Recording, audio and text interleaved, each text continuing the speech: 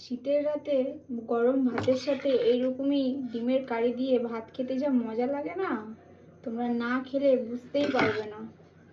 তো দেখো কত সুন্দর হয়েছে ডিমের কারিটা। তো চলো ভিডিওটা শুরু করা যাক। ডিমটা সিদ্ধ হয়ে গেছে আমার। এবার ডিমটাকে আমি ছাড়িয়ে নিচ্ছি এক এক করে। এখানে দুটো ডিম অলরেডি ছাড়িয়ে নিয়েছি। ডিমগুলো ছাড়ানো রেডি হয়ে গেছে। ডিমগুলোকে একটু একটু করে আমি চিড়ে নেবো, যাতে ভিতরে মানে নুন হলুদটা ঢোকে আর কি। একে একে এরকমভাবে চিড়ে নেবো। গ্যাসের মধ্যে তেল দিয়ে দিয়েছি, গ্যাসটাকে জ্বালিয়ে দিলাম। হয়ে গেছে, দিয়ে দেবো 1/2 চামচ মতন হলুদ গুঁড়ো, 1 চামচ মতন নুন, নাড়িয়ে দেবো। দিয়ে দেবো এক এক করে ডিম। ডিমগুলো তো ভেজে নেবো।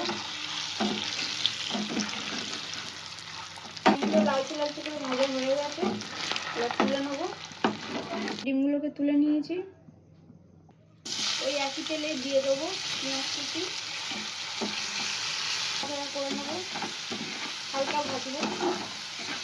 লাল ভাজা হয়ে গেছে, এবার দিয়ে দেবো 2টো কাঁচা লঙ্কা কুচি, দিয়ে দেবো আদা কুচি, দিয়ে দেবো রসুন কুচি, দিয়ে আবার একটু নাড়াচাড়া করে নেবো।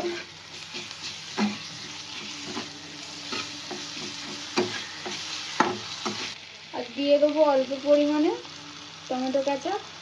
তোমরা পারলে টমেটো দিতে পারো, বা টমেটো না থাকলেও টমেটো কেচাপ দিতে পারো। আমার কাছে টমেটো নেই বলে যেহেতু আমি টমেটো কেচাপ দিয়েছি। দুটো স্বাদ একই হয়, তো পরিমাণ মতন দিয়ে দিও। তো আমার এখানে মশলা কষানো হয়ে গেছে, এবার দিয়ে দেবো এক এক করে। দেবো হলুদ গুঁড়ো,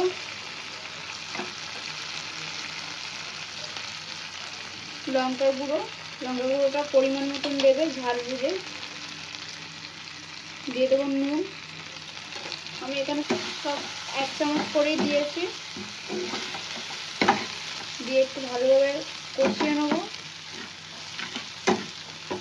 আর কষানো হয়ে গেছে, আমি দিয়ে দেবো অল্প করে চিনি, এটাকে স্বাদ আনার জন্য। চিনিটা দিলে কি একটু স্বাদটা হয়। তো বন্ধুরা আমার এখানে কষা হয়ে গেছে। তো দেখো কত সুন্দর কালারটা এসছে। তো আমার এখানে তেল ছাড়তে শুরু করে দিয়েছে। আমি দিয়ে দেবো ডিমটা, আবারও 2-3 মিনিট একটু কষিয়ে নেবো ডিমটা দিয়ে। আমার এখানে কষানো হয়ে গেছে, তো এবার দিয়ে দেবো জল। জলটা দিয়ে দিয়েছি। তো এটাকে এবার ঢাকা দেবো 2 মিনিটের জন্য। এটা ফুটে উঠলেই ডিমের কারি রেডি। তো আমার এখানে ডিমের কারি রেডি। দেখো কত সুন্দর একটা কালার এসছে। তো বন্ধুরা আমার এখানে রেডি হয়ে গেছে ডিমের কারি। তো দেখো কত সুন্দর কালার এসছে। তো আপনারা এরকমভাবে বাড়িতে বানিয়ে দেখতে পারেন, খুব সুন্দর লাগবে, খুব টেস্টি হবে, সুস্বাদু খাবার। তো চলো ভিডিওটা ভালো লাগলে একটা লাইক কমেন্ট শেয়ার করে দিও।